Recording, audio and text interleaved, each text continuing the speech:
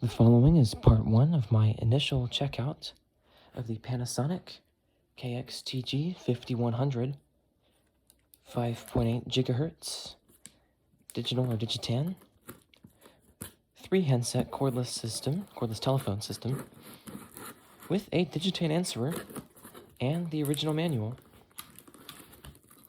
I have been wanting to get a 5100 for a long time because they seem like one of Panasonic's more unusual models. I think they're more of a high-performance kind of phone than most of their 5.8 gigahertz ones were.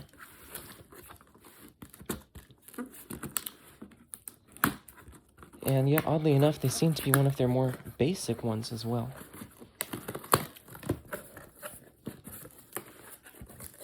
Yep, here is the manual. Oh dear, there's no packaging whatsoever. Well, hopefully it's all in good condition. So, it's not just the manual. And it does look to be in good condition. And this is quite a thick manual, all in one language. 83 pages. So I guess I'm very glad to have this. And this is actually bigger than I expected. I knew these handsets were pretty large. But this charging cradle is just huge. And it is scuffed up. I'll see if I can check on the listing pictures and see what everything might have looked like before it came to me.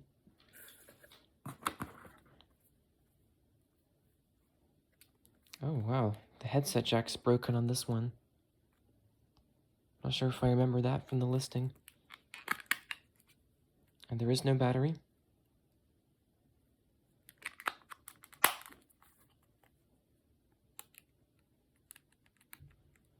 The buttons are a bit sticky on this one.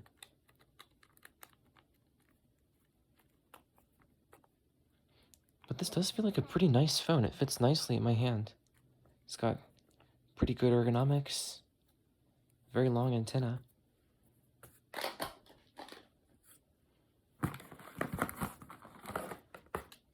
This one has the headset jack, and it feels like it does have a battery.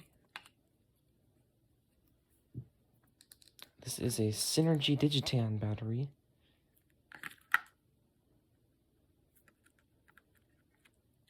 And I don't see a date code on here, but it's not corroded or anything. It's old enough to still be nickel cadmium.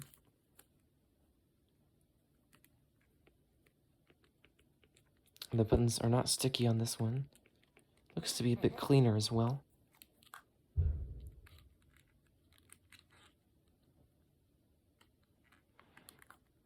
That is not the greatest headset jack design. I can see why the other one was broken.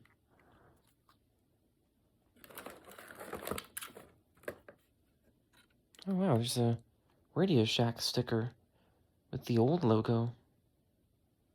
I know this phone wasn't made that long ago.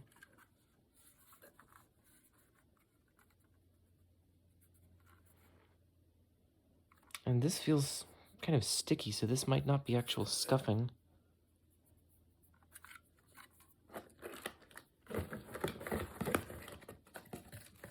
I am so glad the antennas on this system are made of plastic and not some kind of flaky rubbery material.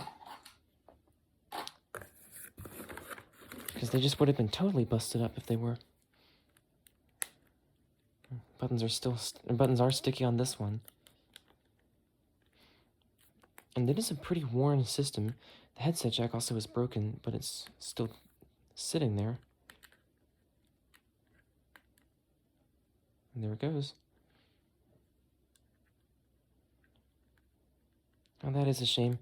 Considering the price I paid for this, I was hoping this to be in at least a reasonable condition. I mean, it wasn't too expensive. It was under $40.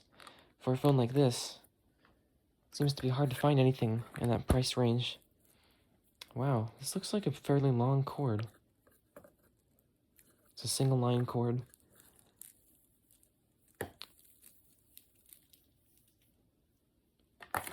Yeah, I'm not sure how long this is, but I guess it's probably 15 feet.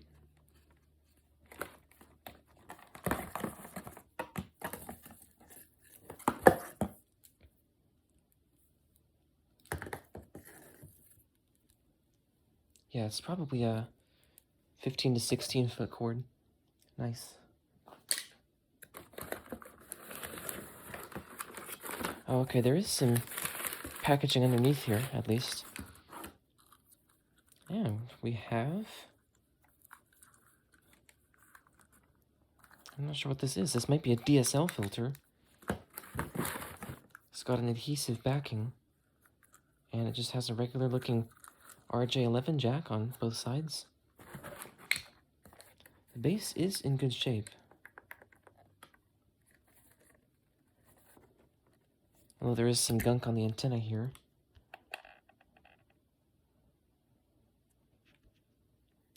So hopefully I can take that off and wash that. Surprisingly, this cord's not sticky at all.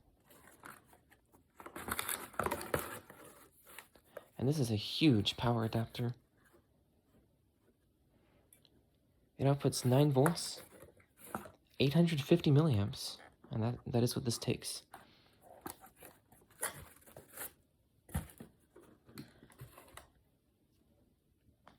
So I don't have too long to work with this right now, but I do want to just plug in the base and see how it operates.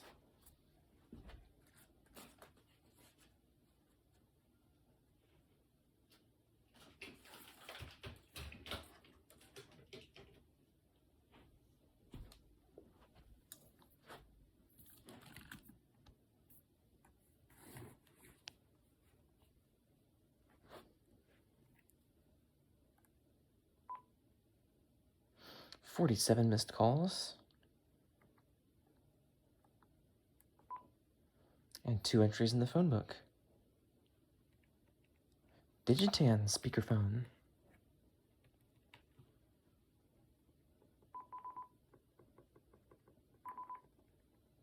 Obviously there's nothing plugged into it right now. And the answer on light is quite dim. Looks like it would have spent all this time with it on. Doesn't really show up as being dim on camera, but it is. And I don't know if we have any messages on here. Mailbox 1, no messages. Mailbox 3, Nope. no messages. Let's see what the greeting sounds like. Hi, please leave a message after the beep and we'll return the call. Thank you. Alright. And we have... looks like not much else. So I might be able to change the ringtones on this. Hopefully it's not going to blast us out. Let me just do this.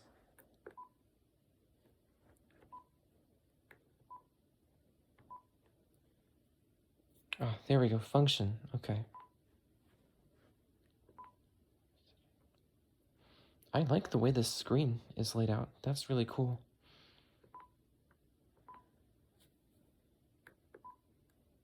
Oh, it's kept off.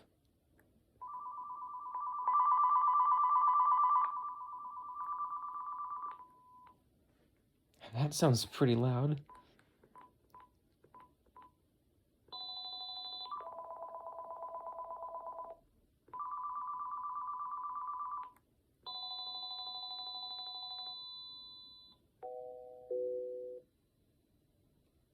If that didn't cut off so abruptly, that would be my favorite version of that ringtone. That's such a weird one.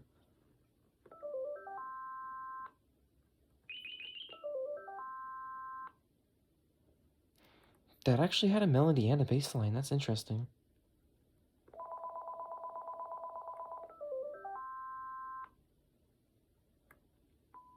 Okay, so those are some very unusual ringers. And I think I'll go with that one for now. Incoming call. Tone. On, off, and 2. I have no idea what that is. I better read the manual. I'll just turn it on, I guess. And that looks like it's it. Oh no, that's just the ringer setting.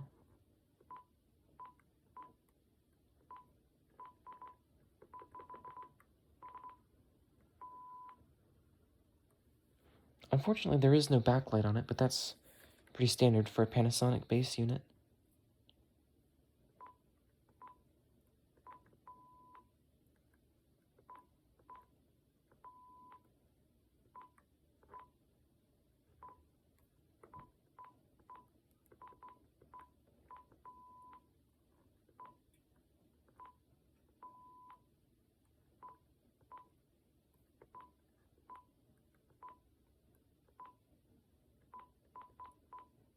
It was set to 4 rings, and we'll do 2 for the video. Or for the next video, I guess. Recording time is 3 minutes. And you do actually have 2 minutes in between 1 and 3, which is nice. I think I'll do 2 minutes.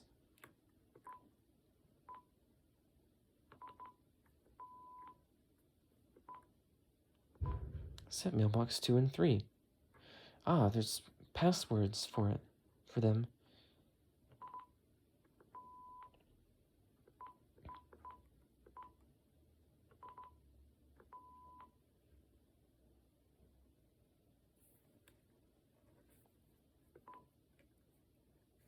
Not sure why it says mailbox on there.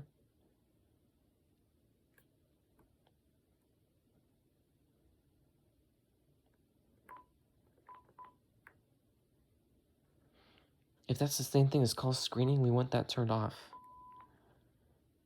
At least for a video.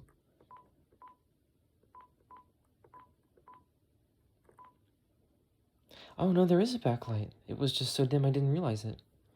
Okay.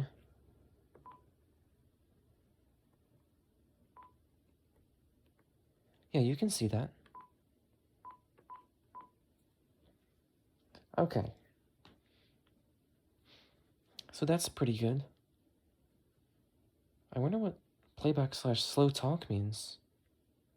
Doesn't appear to slow down the line audio because we'd see it appearing on the screen. So I guess that's how you slow down playback from the mailbox itself.